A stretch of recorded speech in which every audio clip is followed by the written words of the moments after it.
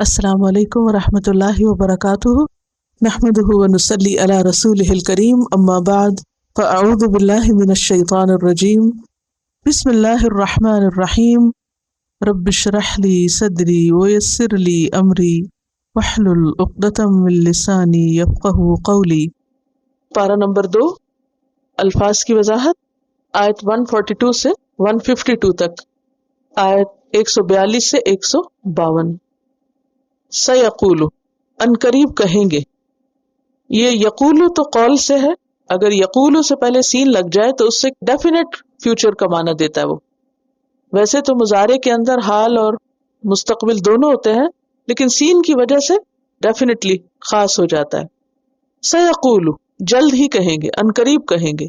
السفہاء، سفیہ کی جمع، سفیہ کہتے ہیں بے وقوف کو، فلش، کم عقل، جاہل۔ صفح یصفح سے اسم صفت ہے، بے وقوف بننا۔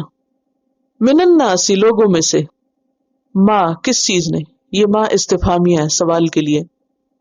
ولاہم، پھیر دیا ان کو، ولا یولی، پھیرنا، توجہ ہٹا دینا، اور توجہ کرنے کے لیے بھی آتا ہے، لیکن چونکہ ان آ گیا تو اس لیے پہلا معنی ہوگا پھیر دینا۔ ان سے، ما ولاہم، کس چیز نے ان کو پھیر دیا، یعنی ٹرن دیم اوے، ان قبلتہم، ان کے قبلے سے۔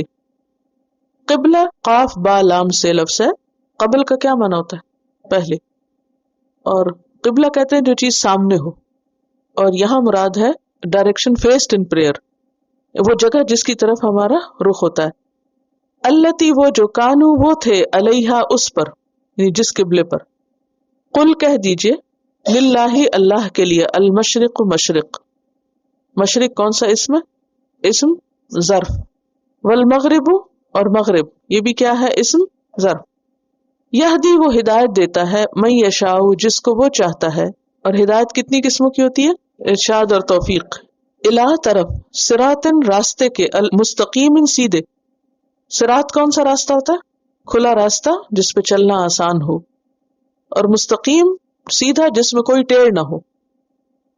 اور کذالک، یہ کذالک بھی انٹرسٹنگ چیز ہے، اس میں ایک ہے کا کیا مطلب ہوتا ہے، طرح، حرف تشبیہ ہے، پھر ہے ذا، یہ اسم اشارہ ہے، پھر ہے لی، یہ دور کی علامت ہے، اور کا مخاطب کی، یعنی آپ دیکھیں کہ دیکھنے میں لفظ بنا ہوا ہے لیکن اس لفظ کے اندر ہر ایک ایک حرف کا الگ الگ پورا مطلب ہے۔ وہ کذالک، اور اسی طرح، یعنی جیسے ہم نے تم کو ہدایت دی اسی طرح، جعلناکم، بنایا ہم نے تم کو، امتن، امت کے کتنے مطلب ہیں، 4، اور ایک مطلب پہلا کون سا ہے اس میں، گروہ، جماعت، تو یہاں کون سا معنی ہے، گروہ۔ وسطن، درمیانی، وسط کہتے ہیں افراط اور تفرید کے درمیان والی چیز، یعنی تعداد، فاصلہ یا مقدار کے لحاظ سے کسی چیز کا درمیانی حصہ۔ تعداد، مثلا اگر 11 چیزیں ہیں تو 5 ادھر اور 5 ادھر، تو جو بیچ والا ہے وہ کیا ہے، درمیانہ۔ تو تعداد کے اعتبار سے، دوسرے فاصلے کے اعتبار سے، مثلا یہاں سے دائیں دیوار سے بائیں دیوار تک کا جو برابر لا کے آدھ میں بیچ میں جو ہے حصہ، وہ کیا ہے، درمیانہ۔ تو یہ تعداد میں بھی ہوتا ہے، فاصلے میں بھی ہوتا ہے، مقدار میں بھی ہوتا ہے، درمیان کا حصہ، اور اعتدال کے معنوں میں بھی، اور بہترین کے بھی۔ بہترین کا معنی جو نا، یہ ضمنی معنی ہے۔ ضمنی معنی کا کیا مطلب ہے کہ جو چیز درمیانی ہوتی ہے وہ بہترین ہوتی ہے، کیونکہ وہ سیف ہوتی ہے، محفوظ ہوتی ہے۔ عربی کا ایک جملہ ہے، خیر الامور اوسطھا، بہترین کام جو ہے وہ درمیانہ کام ہے، اعتدال والا، معتدل۔ لتکونوا، تاکہ تم سب ہو جاؤ، شہداء، گواہ، شہد یشہد، گواہی دینا، حاضر ہونا، اور یہاں شہید کی جمع ہے وٹنس کے معنوں میں۔ علی الناس، لوگوں پر، وَيَكُونَ، اور ہوں، الرسول، رسول یعنی محمد صلی اللہ علیہ وسلم، علیکم، تم پر، شہیدن، گواہ۔ یہ جو شہداء ہے اس کا سنگولر یہاں شہید اگلی جملے میں آ گیا۔ وما جعلنا، اور نہیں بنایا ہم نے، القبلۃ، قبلہ کو، التی، وہ جو، کنتا، تھا تو، علیہا، اس پر، یعنی پہلے، الا، مگر، لنعلم، تاکہ ہم جان لیں۔ یہ جو لتکونوا ہے یا لنعلم ہے، اس میں جو لام ہے اس کو کہتے ہیں لام تعلیل، جو وجہ بتاتا ہے۔ اچھا، ایک لام تاکید ہوتا ہے، تو اس میں کیا ہوتا ہے، جب وہ لام آتا ہے تو وہ چیز اس کو ایمفیسائز کیا جاتا ہے، اور یہ کیا ہے، لام تعلیل، تعلیل کا مطلب ہوتا ہے علت بتانا، یہ وجہ بتانا. لنعلم تاکہ ہم جان لیں، من کون، یتبع پیروی کرتا ہے، اتباع یتبع اتباع کسی کے پیچھے پیچھے چلنا، الرسول رسول کی، ممن اس سے جو، ممن کیا تھا اصل میں، من اور من، ینقلب جو الٹا پھر جاتا ہے، انقلب ینقلب انقلاب ٹو ٹرن بیک، علی اوپر، عقبیہ یہ اصل میں تھا عقبین، نون اڑ گیا اضافت کی وجہ سے. عقب کہتے ہیں ایڑی کو، اور عقبین ہے دو ایڑیاں، اپنی دونوں ایڑیوں پر یعنی الٹے پاؤں، بیکورڈ. وہ ان اور بے شک، کانت ہے، لکبیرتن البتہ بھاری، شاق گراں. یہ جو ان ہے، ویسے تو ان کا ترجمہ ہم کیا کرتے ہیں، اگر کرتے ہیں، عام طور پہ ترجمہ کیا کیا جاتا ہے، اگر، لیکن یہاں اس کا ترجمہ انا کے معنوں میں کیا جا رہا ہے، بے شک کے معنوں میں کیا جا رہا ہے. وہ کیوں؟ کیونکہ آگے لام آ رہا ہے تاکید کا، لکبیرتن میں. ٹھیک ہے، تو یہ ایک اصول ہے، بہت جگہ یہ دہرایا جائے گا کہ ان کے بعد اگر آگے لام تاکید آ رہا ہو تو ان کا ترجمہ کیا کر دیتے ہیں، بے شک، تاکید میں کرتے ہیں. الا مگر علی الذین ان لوگوں پر، ہد اللہ جن کو ہدایت دی اللہ نے، وما کان اللہ اور نہیں ہے اللہ، لیضیع کہ ضائع کر دے، ایمانکم تمہارے ایمان کو، یضیع ضاد یا عین، اضاع یضیع اضاع ضائع کرنا، برباد کرنا، ایمانکم تمہارا ایمان، لیکن یہاں مراد ہے نماز. ان اللہ بے شک اللہ بالناس لوگوں پر، لرؤوف البتہ شفقت کرنے والا ہے، رحیم بہت مہربان ہے. رؤوف کا لفظ جو ہے یہ را حمزہ اور فا سے ہے، رؤوفا یرؤف، اس سے اسم صفت ہے. یہ رؤوفا یعنی رؤوف جیسے لکھا نا، را واو لکھ کے اس کے اوپر حمزہ ڈال دیں اور حمزہ پہ پیش ڈال دیں تو را او فا، رؤوفا یرؤف، اس سے رؤوف فعول کے وزن پر اسم صفت ہے. کسی کی تکلیف دور کرنے کے لیے اس پر شفقت کرنا، شدید رحمت کے معنوں میں آتا ہے، مہربانی کے، کسی کی تکلیف دور کرنے کے لیے اس پر مہربانی کرنا. رحیم رحم کرنے والا، یہ عام ہے، کسی کو فائدہ پہنچانے کے لیے، کسی پہ احسان کرنے کے لیے اس پہ رحم کرنا. تو دونوں میں تھوڑا سا فرق ہے. رؤوف کیا ہے، شدید رحم کرنے والا، اور کیسی رحمت ہے یہ، جس میں کسی کی تکلیف دور کرنا ہوتی ہے، اور اس کا ترجمہ ہم کیا کرتے ہیں، شفقت کرنے والا، شفیق کے معنوں. رحیم رحم کرنے والا. قد تحقیق، نرا ہم دیکھتے ہیں. قد کا لفظ جو ہے یہ انا کے معنوں میں آتا ہے. انا کا کیا معنی ہوتا ہے، تو قد کا بھی کیا معنی ہے، بے شک، لیکن عموماً ہم تحقیق کہہ دیتے ہیں، لیکن معنی اس کا بے شک ہی ہے. اردو میں ہم تحقیق ایسے استعمال نہیں کرتے، تو آپ کا ذہن واضح ہونا چاہیے کہ تحقیق کا کیا مطلب ہے، بے شک. قد جو ہے فعل پہ آتا ہے، انا اسم پہ آتا ہے، یہ فرق ہوتا ہے بس، مطلب ایک ہی ہے. اسم کیا ہے، ناؤن، جب ناؤن سے پہلے آئے تو کیا آتا ہے، انا، اور جب ورب سے پہلے آئے تو کیا آئے گا، قد. معنی ایک ہی، حرف تاکید ہے یہ. قد نرا تحقیق ہم دیکھتے ہیں، یہ رآ سے ہے، را حمزہ یا، رآ یرآ. تقلبا، تقلب یتقلب، تقلب بار بار الٹ پلٹ ہونا، یہ اسم مصدر ہے، پھرنا. اس کا روٹ کیا ہے، قلب، قاف لام با. قلب کیا ہوتا ہے، دل، دل کیا کرتا ہے، پھرتا پلٹتا رہتا ہے. وجہ کا، تیرے چہرے کا. فی السماء آسمان میں، یعنی آسمان کی طرف. فَلَنُوَلِّيَنَّكَ، فا پس، لا لام تاکید ہے، نولی ہم پھیر دیں گے، اور پھر یننا یہ جو نون شد والا پھر تاکید ہے، تو تاکید در تاکید ہے. اس لفظ میں لکھ لیجئے کیا ہے، تاکید در تاکید. اس کا کیا مطلب ہے، تاکید در تاکید، تاکید میں اور تاکید بہت زیادہ ایمفیسائز کیا گیا ہے. فَلَنُوَلِّيَنَّكَ surely ہم ضرور ضرور پھیر دیں گے آپ کو، قبلتن ایک قبلے کی طرف، یعنی کعبہ کی طرف، ترضاہا جس سے تو راضی ہو جائے گا. را ضادیا، رضی یرضا راضی ہونا، پسند کرنا، مطمئن ہونا، یعنی you will be pleased. فولی پس پھیر لو، اب حکم آ بھی گیا، پہلے کہا کہ ضرور کریں گے اور پھر کر دیا اللہ سبحانہ تعالیٰ نے وعدہ پورا. فولی پس پھیر لو، وہی روٹ ہے جو نولی انا کا میں ہے، سیم ورڈ ہے، شیپ بدلی ہوئی ہے. واو لام یا، اور یہاں یہ اڑ گئی ہے کیونکہ امر آ رہا ہے. وجہ کا اپنا چہرہ، وجہ جو ہے ویسے تو چہرے کے لیے لفظ آتا ہے لیکن مراد پورا جسم ہے. اس کا یہ مطلب نہیں کہ صرف چہرہ پھیر لو تو کافی ہے. نو, پوری باڈی کو اس طرف موڑو. اور چہرہ چونکہ پوری باڈی کو ریپرزینٹ کرتا ہے, آپ کسی کو جب پہچانتے کہ کس کی باڈی ہے تو کہاں سے پہچانتے ہیں؟ چہرے سے. فولی وجہ کا, پھیر لو اپنے چہرے کو شطر المسجد الحرام, مسجد حرام کی جانب. شطر کہتے ہیں کسی چیز کے آدھے حصے کو, اور یہاں مراد ہے جہت, سمت, جانب.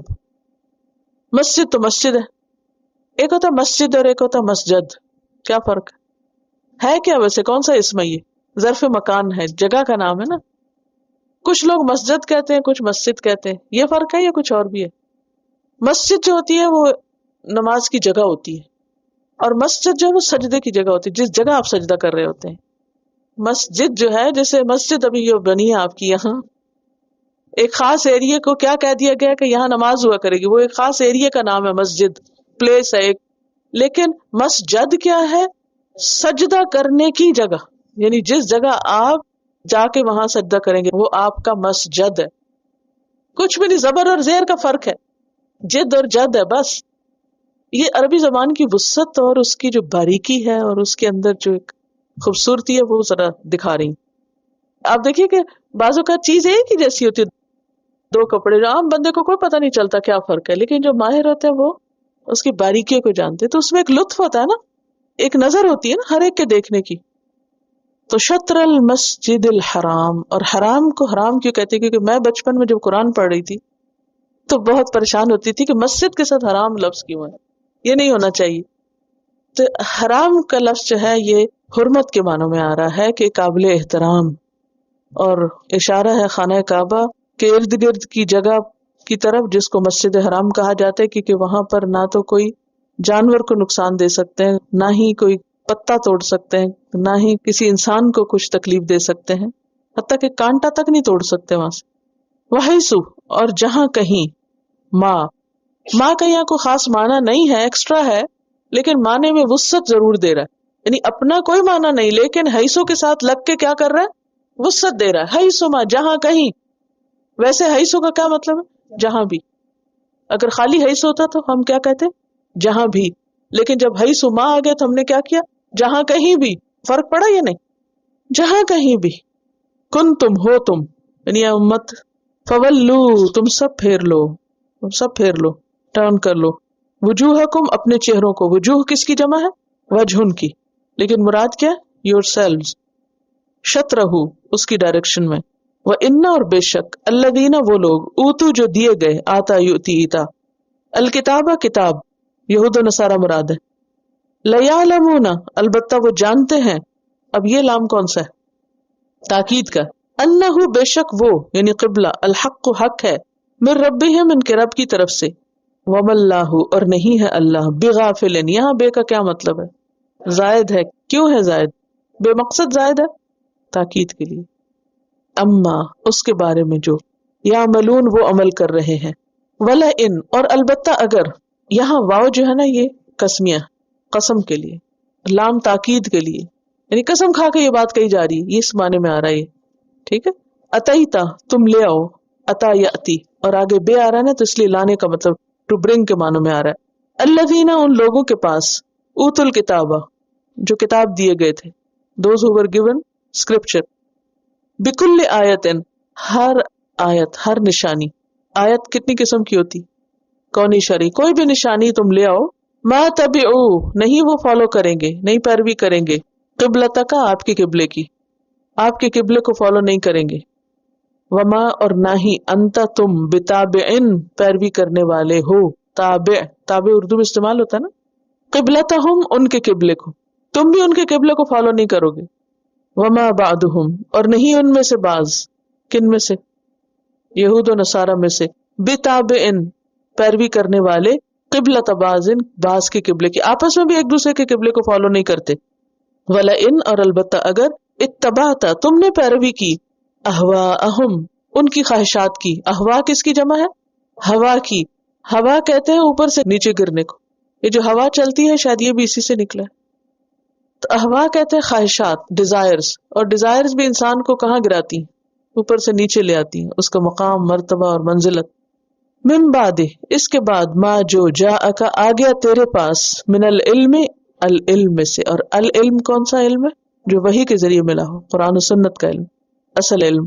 انک، بے شک تم، کس کی طرف اشارت؟ محمد صلی اللہ علیہ وسلم. اذن تب، لمن الظالمین، البتہ ظالموں میں سے ہوگے. اب یہ جو لا ہے یہ کون سا لام؟ تاکید کا ہے. اچھا، ایک ہے اذا اور ایک ہے اذن. شکل میں تو ایک ہی جیسے ہیں، صرف ایک پہ ایک زبر ہے اور ایک پہ دو ہیں. فرق ہوگا نا مانا پھر، یا نہیں ہونا چاہیے؟ جب اور تب، شابش، ٹھیک کہا آپ نے. اذا ماضی کے لیے آتا ہے نا، پیچھے ہم نے پڑھا تھا، اور اذن حاضر کے لیے ہوتا ہے، تب، اس وقت، یعنی دن. الذین، وہ لوگ، آتیناہم الکتاب، دی ہم نے ان کو کتاب، توراۃ الانجیل کی طرف اشارہ ہے. یعرفونہ، وہ پہچانتے ہیں اس کو. کس کو؟ محمد صلی اللہ علیہ وسلم کو. دے نو ہم. اچھا، علم اور معرفت میں فرق ہوتا ہے؟ دونوں سنے ہوئے نا، علم اور معرفت، یہ نہیں سنے ہوئے؟ معرفت، عرفان، معروف، عرف، یہ سب چیزیں آپ جانتے ہیں. اصل میں عرفان کسی چیز کو آثار، علامات، حالات اور مختلف عوارض سے پہچاننا. علم کیا ہوتا ہے؟ بس کوئی بتا دے تو آپ کو پتہ چل گیا. لیکن معرفت کیا ہوتی ہے؟ یعنی جس میں انسان آثار کو دیکھتا ہے، حالات کو دیکھتا ہے، مختلف واقعات کو دیکھتا ہے اور اس سے کسی چیز تک پہنچتا ہے. ایک ہے اللہ کے بارے میں جاننا. آپ کی امی نے بتا دیا کہ اللہ ہے اور آپ نے مان لیا اللہ ہے، بچپن سے آپ کو معلوم ہے. لیکن معرفت کیا ہے؟ تو غور و فکر، اور ہر ایک کے اپنی اپنی نظروں، جتنا اس کا علم ہوگا، جو اس کا بیک گراؤنڈ ہوگا، اس کے مطابق اس کی نظر ہوگی. وہ بارش کو دیکھے گا، برف کو دیکھے گا، ہوا کو محسوس کرے گا، تو اس سے پھر اس کو جو اللہ کی پہچان ہوگی، یا پھر یہ کہ قرآن پاک کو پڑھنے کے بعد جو ایک اللہ تعالیٰ کی پہچان ہوتی ہے، یہ پہچان معرفت کہلاتی ہے. یہ اگلا درجہ ہوتا ہے، ٹھیک ہے، یہ علم سے آگے ہوتا ہے. یعرفونہ، تو اللہ تعالیٰ نے یہ نہیں کہا یعلمونہ، فرمایا یعرفونہ، وہ پہچانتے ہیں اس کو، جانتے ہیں اس کو. دے نو ہم، کما، جیسا کہ، یعرفونہ، پہچانتے ہیں، ابناءہم، اپنے بیٹوں کو. اب بیٹے کو کیسے پہچانتا ہے انسان؟ اس کی شکل، صورت، اس کے حالات سے. یہ تھوڑی ہوتا ہے کوئی آپ کو معلومات دیتا ہے یہ آپ کا بیٹا ہے تو آپ پہچاننے لگتے ہیں. ابناءہم، اپنے بیٹوں کو. ابنا کس کی جمع ہے؟ ابن کی.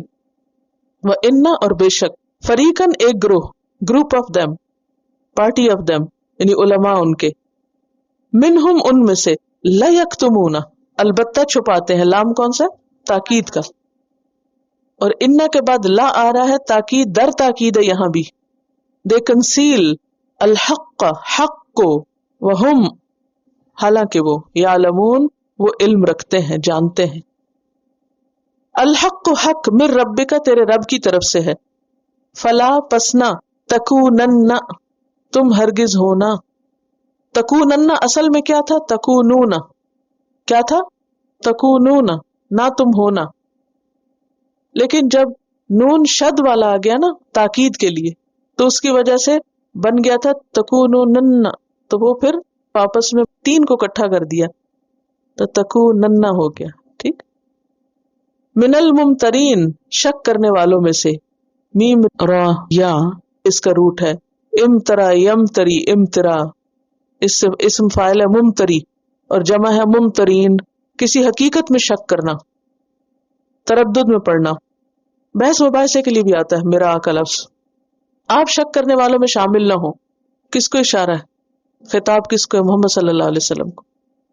وَلِكُلٍّ، اور ہر ایک کے لیے، وجہتن، کوئی نہ کوئی رخ ہے. ہر ایک کے لیے کوئی نہ کوئی ڈائریکشن ہے. وجہ کس کو کہتے ہیں؟ پریئر ڈائریکشن کو.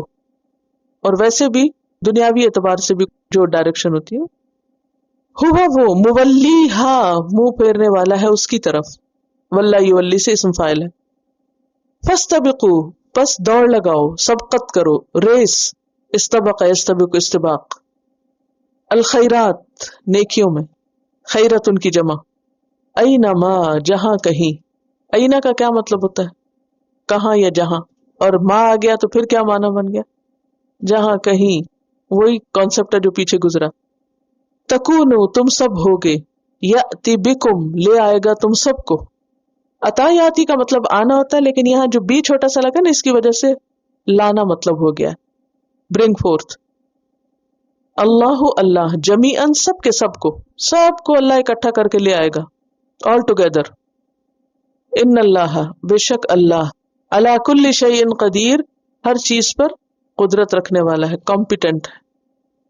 ومن حیث اور جہاں سے خرجتا تم نکلو یعنی گو آؤٹ ٹریول، فولی پس پھیر لو ٹرن، وجہ کا اپنا چہرہ یعنی باڈی، شطر المسجد الحرام مسجد حرام کی طرف، وانہ اور بے شک وہ للحق البتہ حق ہے، ٹروتھ ہے، من ربک تیرے رب کی طرف سے ہے، وما اللہ اور نہیں ہے اللہ بغافل ان اویئر، اما اس کے بارے میں جو تعملون تم عمل کرتے ہو. ومن حیث خرجتا اور جہاں سے بھی تم نکلو، فولی وجہ کا تو پھیر لو اپنے چہرے کو، شطر المسجد الحرام مسجد حرام کی طرف، وحیث ما کنتم اور جہاں کہیں بھی تم سب ہو، فولو تم سب پھیر لو وجوہکم اپنے اپنے چہروں کو، شطرہ اس کی جانب. اللہ یہ اصل میں تھا لی ان اور لا، تین چیزیں جمع اس میں، کون کون سی؟ لی ان لا، اور تجوید کے قاعدے کے تحت اس کو اللہ پڑھا جا رہا ہے.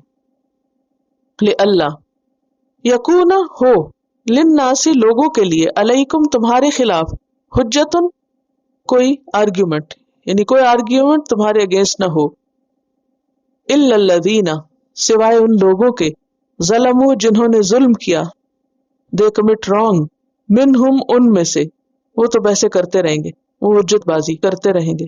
فلا پس نہ تخشوہم ان سے ڈرو. خشیت کون سا ڈرنا ہوتا ہے؟ پیچھے پڑ چکے ہیں آپ. علم کی وجہ سے ڈرنا، کسی کے مقام کو پہچان کے اس سے ڈرنا، ایسا ڈرنا جس میں عظمت اور ہیبت ہو، کسی کی عظمت اور ہیبت کی وجہ سے ڈرنا، ان سے نہ ڈرو. وخشونی اور ڈرو مجھ سے، کس سے؟ اللہ سے. ولی اتم اور تاکہ میں تمام کر دوں، پورا کر دوں، کمپلیٹ کر دوں. تا میم میم تم، اتم یتم اتمام. نعمتی اپنی نعمت، فیور، علیکم جو تم پر ہے، ولعلکم اور تاکہ تم، تہتدون تم ہدایت پا جاؤ. کما جیسا کہ ارسلنا بھیجا ہم نے، وی سینڈ ڈاؤن، فیکم تم میں، رسولن ایک رسول، میسنجر محمد صلی اللہ علیہ وسلم، منکم تمہیں میں سے، یتلو وہ پڑھتا ہے، ریسائٹ کرتا ہے، علیکم تم پر، آیاتنا ہماری آیات یعنی قرآن، ویزکیکم اور تمہارا تزکیہ کرتا ہے، پیوریفائی کرتا ہے، نشو نما کرتا ہے، ویعلمکم اور سکھاتا ہے تم کو، علم یعلم تعلیم، الکتابہ کتاب یعنی قرآن، لفظاً اور مانن، والحکمت اور حکمت، حکمت کیا ہے؟ حدیث رسول صلی اللہ علیہ وسلم، اسرار شریعت، شریعت کے جو احکام کے اندر کی جو ہڈن میسج ہے وہ، اور حکمت عام روزمرہ زندگی میں کہتے ہیں کسی چیز کو اس کے اصل مقام پہ رکھنا. حکمت کیا ہے؟ کسی چیز کو اپنے اصل جگہ رکھنا، جہاں اسے ہونا چاہیے، اس کو کہتے ہیں وزڈم، سمجھ. اچھا آپ نے دیکھو کہ بچوں کو چھوٹے چھوٹے ہوتے ہیں نا، چلنا شروع کرتے ہیں، تو اگر آپ ان کو تھوڑا بتاتے ہیں کہ یہ چھلکا ہے، یہ کچھ تو کہتے ہیں آپ بن میں ڈالو، ایک دو بتاتے، پھر آپ دیکھتے خود جا کے ڈالیں تو کہتے کتنا سمجھدار بچہ ہے کہ اس کو پتا ہے کہ یہ کہاں رکھنا ہے اور یہ کہاں ڈالنا ہے. تو یہ کیا ہے؟ یہی حکمت ہے، کسی چیز کو اس کی اصل جگہ رکھنا. اور بعض بڑے بڑے لوگوں میں کوئی سمجھ نہیں ہوتی، جہاں چاہتے ہیں کوڑا پھینک دیتے ہیں. وَيُعَلِّمُكُمْ اور وہ تعلیم دیتا ہے تم کو، علم یعلم تعلیم، ما لم جو نہیں، تکونو تھے تم، تعلمون تم علم رکھتے، تم جانتے. فاذکرونی تم سب یاد کرو مجھ کو، ریممبر می، اذکرکم میں یاد کروں گا تم کو. واشکروا لی اور تم سب شکر کرو میرا، بی گریٹفل ٹو می، ولا تکفرونی اور نہ ناشکری کرو میری. یہاں کفر جو ہے یہ شکر کا اپوزٹ ہے، یہاں کفر دوسرا کفر نہیں ہے، یہ کیا ہے؟ ناشکری کے معنوں میں آ رہا ہے. چلیے تفسیر کرتے ہیں. اعوذ باللہ من الشیطان الرجیم، بسم اللہ الرحمن الرحیم.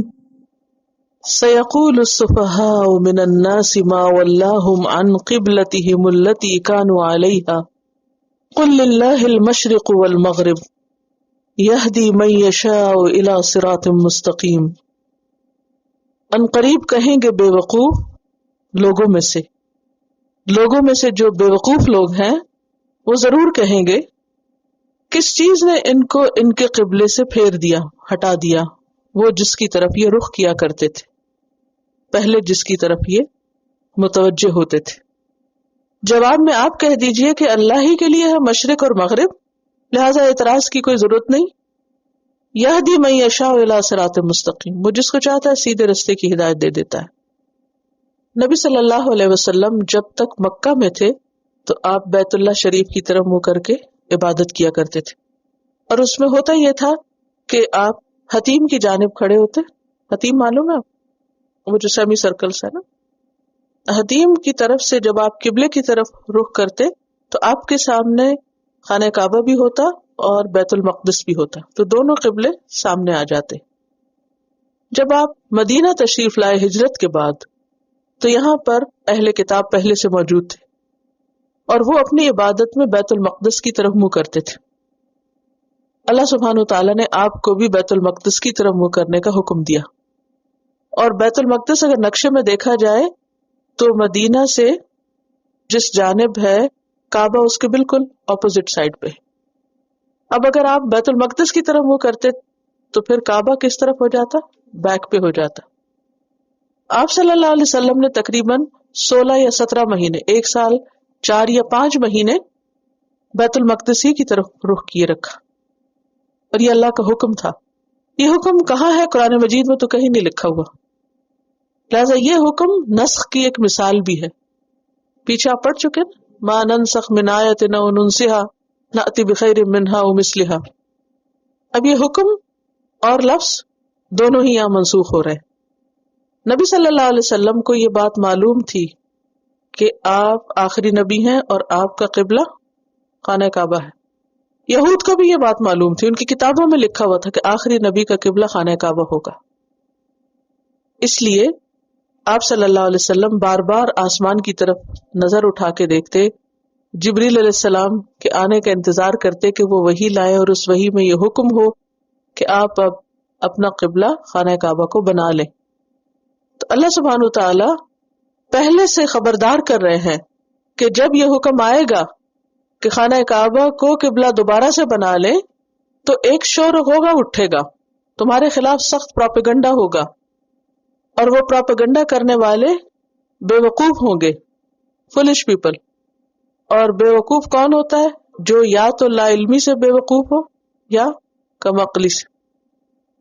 یہاں ان کے پاس علم تو تھا، جاہل تو نہیں تھے، ان کو پتا تھا کہ آپ کا قبلہ خانہ کعبہ ہوگا. تو پھر دوسری وجہ کیا بنتی ہے ان کی بے وقوفی کی؟ کم عقلی. کم عقلی کیا کہ یہ تو اللہ کا حکم ہے، اس کو سمجھو اور اس کو قبول کر لو. لیکن آپ کو تسلی دی جا رہی ہے کہ ایسے لوگوں کی باتوں کی پرواہ نہ کرنا. یہ باتیں کرنے والے جو اللہ کے احکام پر اعتراض کرتے وہ خود بے وقوف ہیں. تو عام روزمرہ زندگی میں ہم کس کی بات کو وقت دیتے ہیں، اہمیت دیتے ہیں، امپورٹنس دیتے ہیں، اس کا نوٹس لیتے ہیں، اور کس کی بات کو اگنور کر دیتے ہیں؟ کس کی بات کو امپورٹنس دیتے ہیں؟ جس کو ہم اپنے سے عقل مند سمجھتے ہیں، بڑا سمجھتے، اس کی بات کو ہم اگنور نہیں کرتے. اور جو بے وقوف ہوتا ہے اس کی بات سن کے ہم کیا کہتے ہیں؟ اوہ بے وقوف، چھوڑو، اس کی باتوں کی کیا ویلیو، اگنور کر دیتے ہیں. تو یہاں بھی انڈائریکٹلی یہ کہا جا رہا ہے کہ ایسا پروپیگنڈا تو ہوگا، لیکن تم ان کو سفہا سمجھ کر کیا کرنا؟ اگنور کر دینا، ان کے اس پروپیگنڈے کو زیادہ اہمیت نہ دینا. تو فرمایا کہ سیقول السفہاء من الناس، لوگوں میں سے جو بے وقوف ہیں وہ ضرور اعتراض کریں گے، ما ولاہم، کس نے پھیر دیا ان کو سے مراد نبی اور آپ کے صحابہ کو، عن قبلتہم، ان کے قبلے سے، التی کانوا علیہا، وہ جو تھے وہ سب اس پر، یعنی کعبہ کو فالو کرنے سے پہلے بیت المقدس کی طرف جو منہ کر رہے تھے اس سے کیوں پھر گئے؟ یہ یہاں قبلے سے مراد کون سا قبلہ؟ بیت المقدس. آپ ان کو جواب میں کہیے قل للہ المشرق والمغرب، کہ مشرق اور مغرب سب کا سب کس کا ہے؟ اللہ کا ہے. اللہ سبحانہ وتعالیٰ نے پہلے سے جواب بھی بتا دیا کہ جب یہ اعتراض ہو تو آپ جواب میں یہ کہہ دینا کیا اللہ مشرق اور مغرب کا مالک ہے. للہ کا مطلب لام یا ملکیت کے لیے، وہ مالک ہے اور مالک ہی بہتر جانتا ہے کہ اسے اپنی مخلوق کو کس کس چیز کا حکم دینا چاہیے. اور مشرق اور مغرب کی بات اس لیے کی کہ جب مشرق اور مغرب دو کنارے اللہ کے ہیں تو اس کے اندر جو کچھ ہے وہ سب بھی اسی کا ہی ہے، لہذا اس کے حکم پر تمہیں اعتراض کی گنجائش نہیں. یہدی من یشاء، وہ راہ دکھاتا ہے جس کو وہ چاہتا ہے، الی صراط مستقیم، صراط مستقیم کی طرف، یعنی دین اسلام کی طرف. گویا کعبہ کی طرف رخ کرنا صراط مستقیم پر چلنا ہے، کیونکہ سب انبیاء کا قبلہ خانہ کعبہ ہی رہا ہے. ابن تیمیہ کہتے ہیں کہ یہود و نصارہ نے خود سے یہ تبدیلی کر لی تھی کہ خانہ کعبہ کو چھوڑ کر بیت المقدس کو اپنا قبلہ بنا لیا. تو اس آیت سے کچھ باتیں ہمیں پتہ چلتی ہیں. پہلی بات تو یہ کہ اللہ کو ماضی، حال، مستقبل ہر چیز کا پتہ ہے. اللہ کو پتہ تھا کہ یہ ہونے والا ہے، جو ہی حکم آئے گا کہ قبلہ تبدیل ہو گیا تو لوگ ایک شور اٹھائیں گے. تو یہ اللہ کے علم کامل کی طرف اشارہ ہے. بندوں کو نہیں پتا ہوتا کہ کل ہمارے خلاف کیا طوفان اٹھے گا، کون ہمیں کیا کہے گا، اچھا کہے گا، برا کہے گا، لیکن اللہ کو پتا کہ کل کیا ہونے والا ہے. انسانوں کا علم محدود ہے، لمیٹڈ ہے، ناقص ہے، لیکن اللہ کا علم کامل ہے. دوسری بات یہ پتہ چلتی ہے کہ اللہ کے حکم پر، اللہ کے فیصلے پر جو اعتراض کرے وہ کون ہے؟ بے وقوف. پیچھے بھی جو حجتیں کرنے والے اور بحثیں کرنے والے، ان کی بات ہو رہی تھی نا کہ کل اتحاجوننا فی اللہ، تم اللہ کے بارے میں ہم سے جھگڑتے ہو، اللہ کے حکم پہ جھگڑتے ہو. تو اللہ کے حکم پہ جھگڑنا بے وقوفی ہے. پھر اس سے یہ بھی پتہ چلتا ہے کہ آپ صلی اللہ علیہ وسلم کو تسلی دی جا رہی ہے کہ وہ ان کی باتوں کی اہمیت نہ دیں. اس میں ہمارے لیے بھی ایک سبق ہے. کیا کہ جب ہم دین پر عمل کریں، اللہ کے کسی حکم پر عمل کریں، یا ہماری زندگی میں کوئی چینج آئے، ہمارا قبلہ تبدیل ہو جائے. بندوں کے بھی قبلے تبدیل ہوتے ہیں، ہمارے قبلے ذرا مختلف ہوتے ہیں. یہ کہ ہر شخص جیسے آگے بھی آئے گا کہ ہر ایک کا کوئی نہ کوئی سینٹر آف لائف ہوتا ہے. اب یہ خواتین کے لیے مثلاً ان کا شوہر، ان کے بچے، ان کا گھر، اور آج کے دور میں تو یہ مثال بھی کوئی بہت اچھی نہیں، کیونکہ بہت سی خواتین کو ان چیزوں سے کوئی دلچسپی نہیں رہی. ان کا centre of life job, career اور بہت سی چیزیں ہو سکتی ہیں. خیر، لیکن جب انسان کو دین کی سمجھ آتی ہے تو پھر کیا ہوتا ہے؟ سینٹر آف لائف تبدیل ہونے لگتا ہے. اس تبدیلی کو لوگ نوٹس کرتے ہیں نا، کہ اب ان کے انٹرسٹ بدل گئے، اب ان کو زیور کپڑے کا شوق نہیں رہا، اب ان کے شوق کتابیں ہو گئی، پڑھنا پڑھانا ہو گیا، یا کچھ اور ہو. تو اس کے بعد اگلا سٹیپ کیا ہوتا ہے؟ اعتراض. یہ تم کیا کرنے لگ گئی؟ اور یہ تو انتہائی بیوقوفی کہ اپنا وقت اس میں لگانا شروع کر دی. اس وقت میں تم اتنا اور اتنا ارن کر سکتے، یہ اور یہ کر سکتے. تو یہ ہمارے لیے بھی اس میں ایک تسلی ہے کہ دین کے کسی حکم پر عمل کرنے میں، یا زندگی میں کوئی چینج آنے میں، یا کوئی حال حلیے میں ہی تبدیلی آنے لگے، تو لوگ جب اعتراض کرنے لگے کہ ما ولاہم عن قبلتہم، کس نے پھیر دیا ان کو ان کے قبلے سے، سینٹر آف لائف سے، وہ ان کا نیوکلیس کیوں چینج ہو گیا؟ تو یہ تسلی ہے اس میں. ایسے اعتراض کرنے والوں کی باتوں کو کبھی اہمیت نہ دے، اس کو اگنور کر دیں، کیونکہ انہوں نے چکھی نہیں یہ چیز، ان کو کیا پتا. جس نے دین کا علم پڑھا نہیں، جس نے قرآن پڑھا نہیں، اس کو کیا خبر کہ قرآن پڑھنے میں کیا خوشی ہے، کیا سکون ہے، کیا اطمینان ہے. وہ تو باہر کھڑے ہو کے اعتراض کر رہے ہیں کہ تم یہ کیوں کر رہے ہو. تو اس لیے کیا ہے؟ قل للہ المشرق والمغرب. اب انہیں جواب دینا چاہیے تھا کہ ہاں وہ کیونکہ اللہ کا حکم ہے اور یہ ہے اور وہ، اور اس کا یہ فائدہ اور اس کا یہ نقصان. نہیں، قل للہ المشرق والمغرب. آپ نے نوٹس کیا ہوگا کہ اللہ سبحانہ وتعالیٰ جھگڑوں کے جواب میں بحث کرنا نہیں سکھاتے. اچھا وہ کہے تو پھر تم یہ کہہ دینا، نہیں، اس سے بڑی بات ان کی توجہ کہیں اور دلاؤ. دیکھو اللہ کے لیے مشرق و مغرب، جس رب نے مشرق و مغرب بنا ہر چیز کا مالک ہے، میں بھی اسی کا ہوں، میں اس کے راستے پہ چل رہا ہوں. اب وہ ہے میری زندگی کا مرکز، اب وہ ہے میرا سینٹر آف لائف. سورۃ المزمل میں آتا نا، رب المشرق والمغرب لا الہ الا هو فاتخذہ وکیلا. وہ رب ہے مشرق اور مغرب کا، اس کے سوا کوئی الہ نہیں، تو اس کو اپنا کارساز بنا، اس پہ بھروسہ کر، اس کو اپنا سینٹر آف لائف بنا۔ تو قل للہ المشرق والمغرب، آپ جواب میں کہیے کہ جو مشرق و مغرب کا مالک ہے، یہ اس کا حکم ہے، فیصلہ ہے، ہم اس کو فالو کر رہے ہیں۔ یہدی من یشاء الی صراط مستقیم۔ تو گویا بحث میں نہیں پڑنا چاہیے، جھگڑے نہیں کرنے چاہیے، جرح نہیں کرنی چاہیے، حجت بازی نہیں کرنی چاہیے۔ کیا کرنا چاہیے؟ اللہ کی عظمت کی طرف لوگوں کی توجہ کرا دینی چاہیے، اور پھر یہ بھی کہ ہر جہت اس کی جہت، ہر ڈائریکشن اسی کی، مشرق بھی اسی کا، مغرب بھی اسی کا۔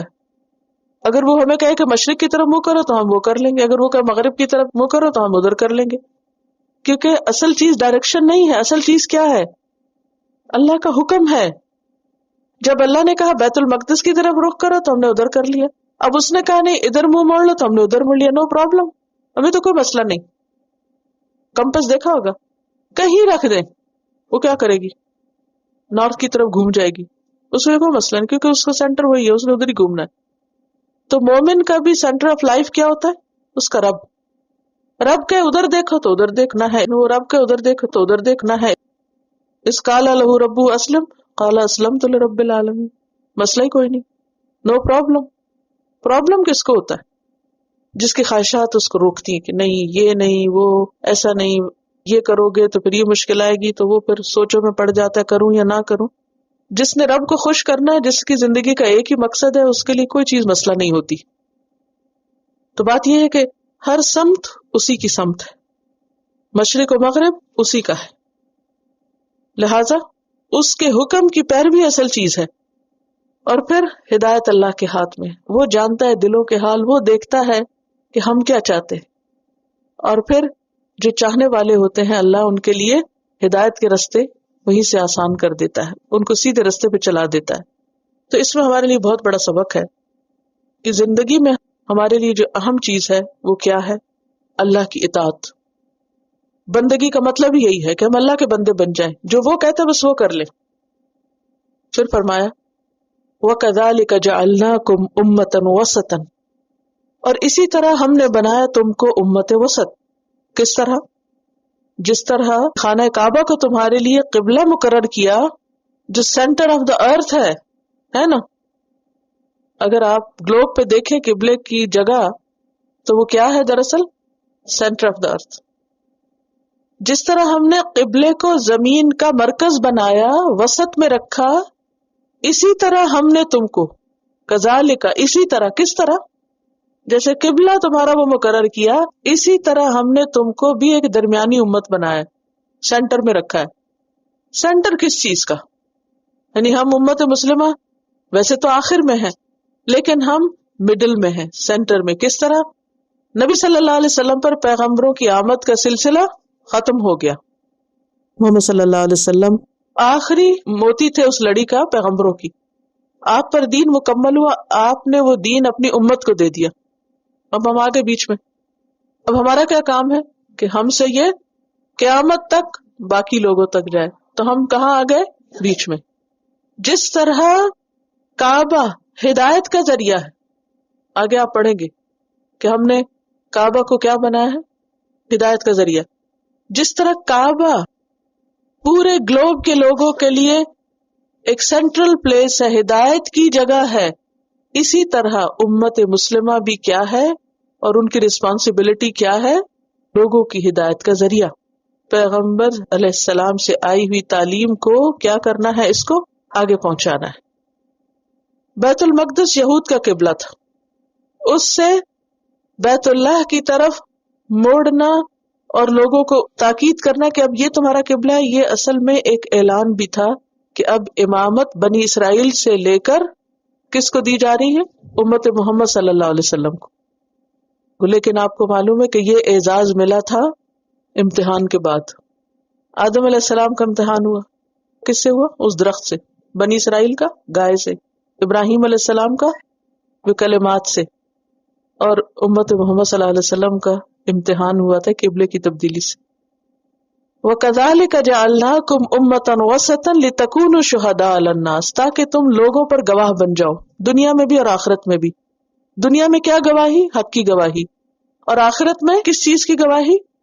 کہ باقی رسولوں نے بھی اپنی امتوں کو پیغام پہنچا دیا تھا. ایک حدیث میں آتا ہے قیامت کے دن حضرت نوح کو بلایا جائے گا. وہ کہیں گے لبیک و صادق. اللہ تعالیٰ ان سے پوچھیں گے کیا تم نے میرا پیغام پہنچا دیا؟ وہ کہیں گے جی ہاں.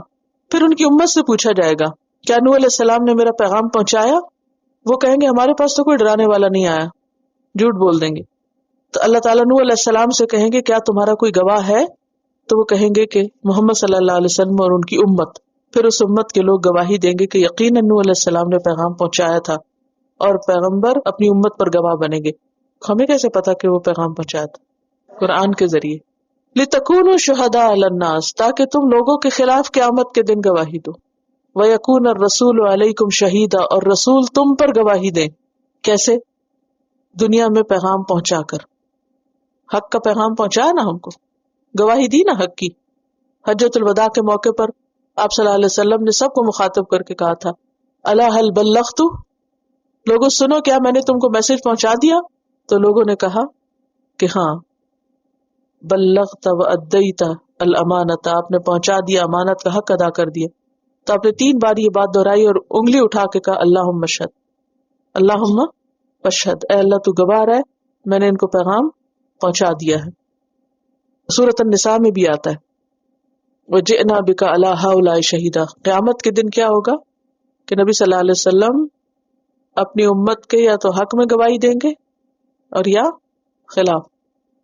کس کے حق میں گواہی دیں گے؟ جو آپ کے طریقے پہ چلا. اور کس کے خلاف گواہی دیں گے؟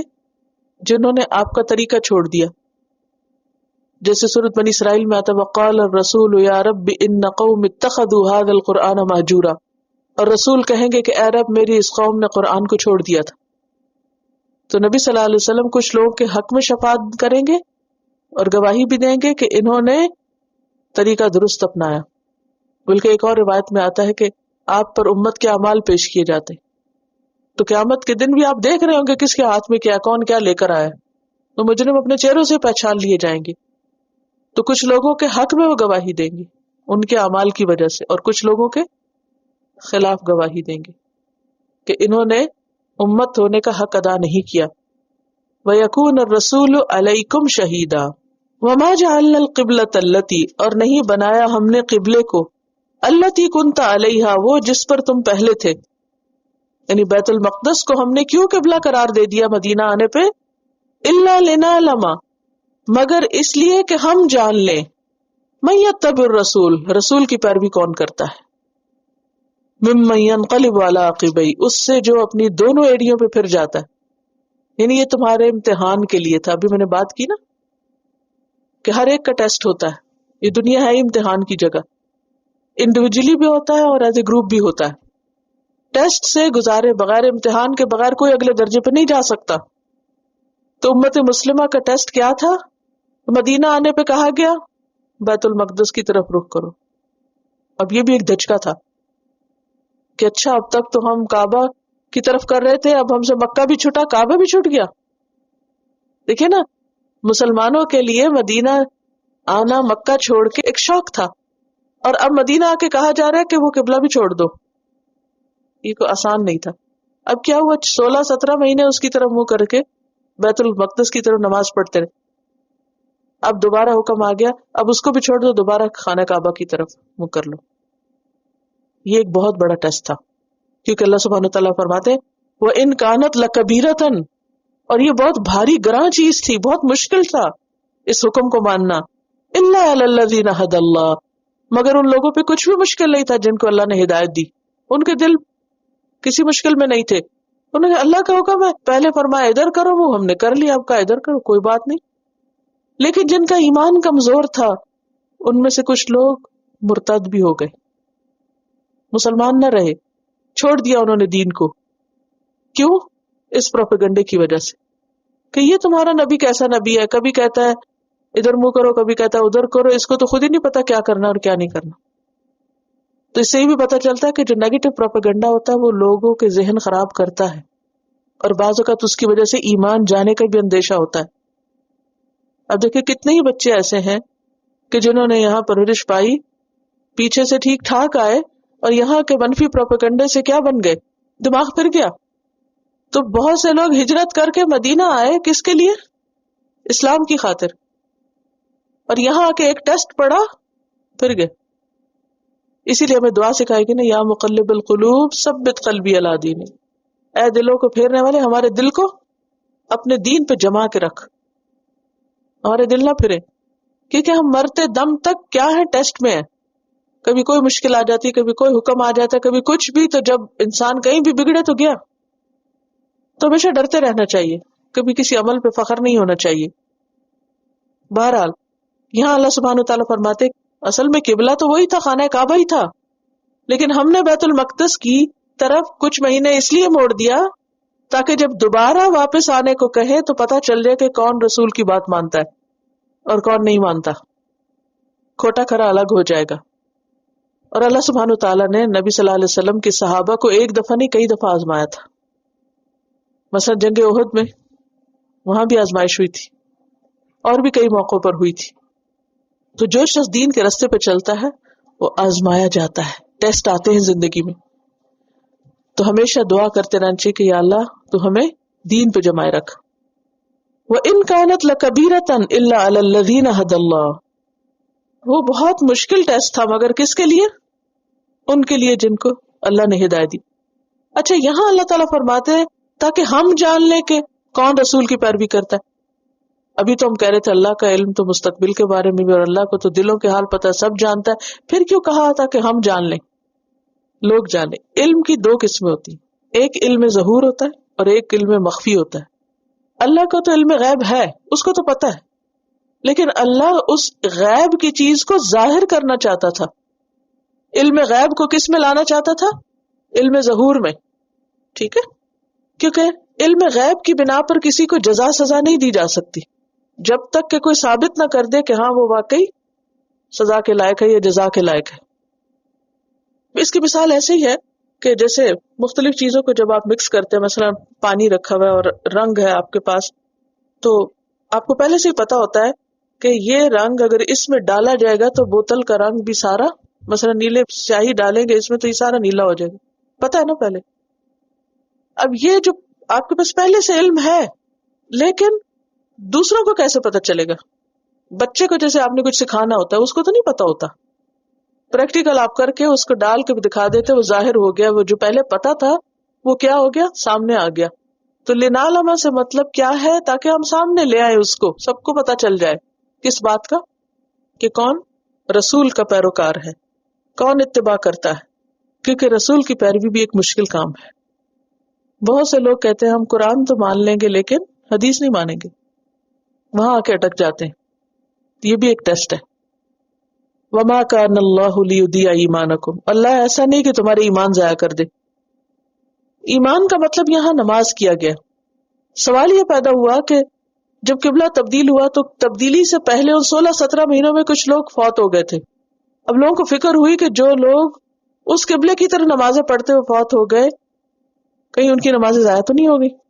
کیونکہ جب حکم آئے تو بہت تاکید آئی. آگے آپ نے ترجمے بھی پڑھا اور آگے دیکھیں گے کہ ایک دفعہ نہیں کئی بار کہا گیا ہے کہ منہ پھیر لو، قبلے کو فالو کرو، قبلے کو فالو کرو.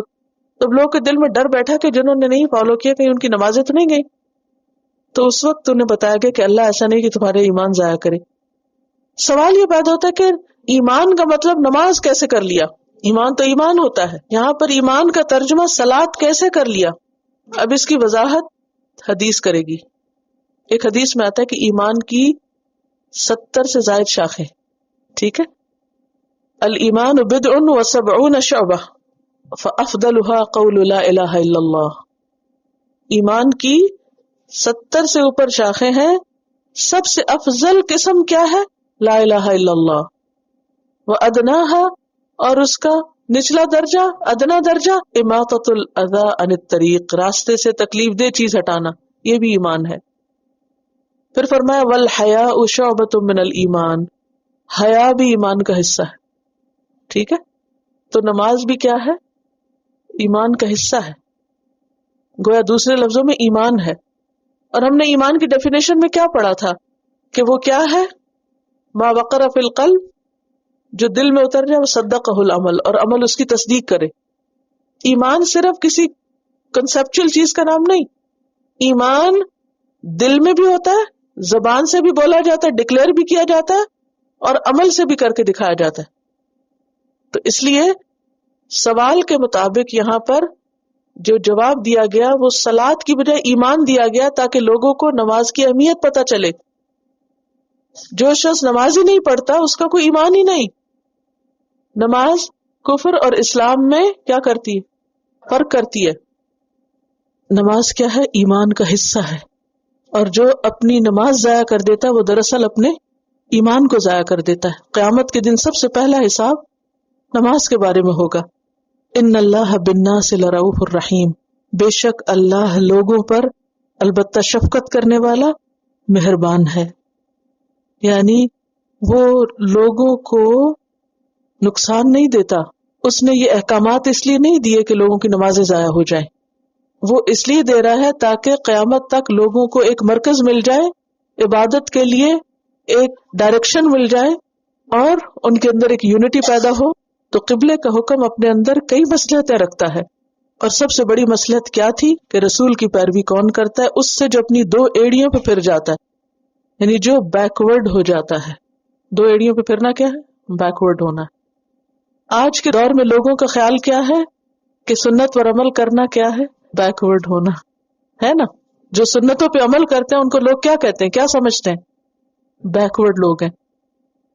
اور یہاں کیا کہا جا رہا ہے؟ رسول کی پیروی چھوڑنا کیا ہے؟ بیکورڈنس. تو کس کی بات زیادہ سچی؟ اللہ کی بات زیادہ سچی. ممن ينقلب على عقبیہ. تو بات یہ ہے کہ قبلے کا مقرر کرنا دراصل امت کے مرکز کو مقرر کرنا تھا, اور اس کے ساتھ ہی امت کے امامت کے رول کو واضح کیا گیا کہ امتاً وسطاً اب کیا ہے؟ لوگوں کی ہدایت کا ذریعہ ہے. تو ہم سب کو بھی اپنے رول کو پہچاننا ہے, اور اللہ کے دوسرے بندوں تک اسلام کا پیغام پہنچانا ہے. اور وہ پیغام اسی صورت میں پہنچے گا جب ہم خود اس پر عمل کریں گے, اس کو ویلیو کریں گے, اس پر ہمیں کانفیڈنس ہوگا, اور نماز کے وقت میں کہیں پر بھی ہوں اپنے ایمان کی حفاظت کریں گے, نماز ادا کریں گے. قبلہ کی تبدیلی کا حکم کیوں دیا گیا تھا؟ قبلے کی تبدیلی کیوں کی گئی؟ امامت کی تبدیلی کے لیے, اور کوئی اور وجہ؟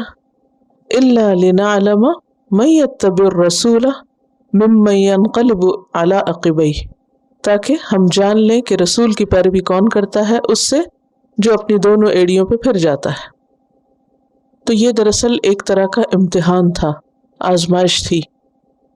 اس بات کی آزمائش کہ ہر حال میں بات کون مانتا ہے, کیونکہ ہم بعض اوقات اللہ کی بات مان لیتے ہیں جب وہ ہمارے موافق ہوتی ہے, ہمارے لیے آسان ہوتی ہے, لیکن جب وہ مشکل ہوتی ہے, ہماری عقل میں نہیں آتی, یا ہمارے دل کو نہیں لگتی, یا ہماری خواہشات کے خلاف ہوتی ہے, تو پھر ہمارا رویہ کیا ہوتا ہے؟ ہم اس کو نہیں مانتے. تو دونوں وجوہات ہیں کہ امامت کی تبدیلی بھی تھی اور اس کے ساتھ ساتھ آزمائش بھی تھی. وَمَا كَانَ اللَّهُ لِيُضِيعَ إِيمَانَكُمْ, اللہ ایسا نہیں کہ تمہارے ایمان ضائع کر دے. یہاں ایمان سے کیا مراد ہے؟ نماز. نماز کو ایمان کیوں کہا گیا ہے؟